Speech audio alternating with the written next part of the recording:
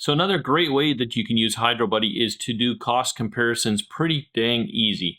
To do this, you will just need to know the price of whatever nutrient that you want.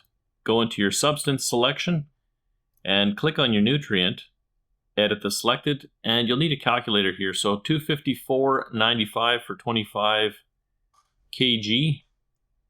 So we'll take our 254.95, divide that by 25, and it's 10,198.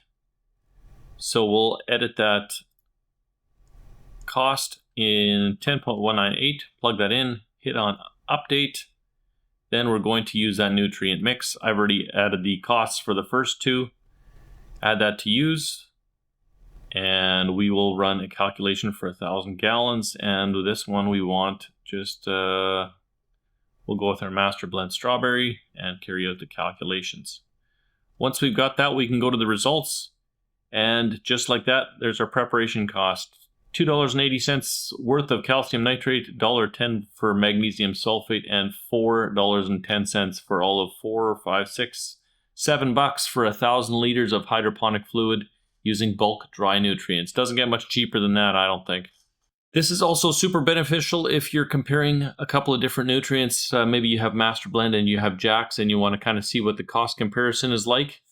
The great way to get the best deal possible is bulk nutrients, but if you're not using that much, it's an easy way to just plug in those costs, run the calculation, and see. Sometimes there's a pretty massive difference between pricing, and this is an easy way to kind of see how it affects the blends that you like to use.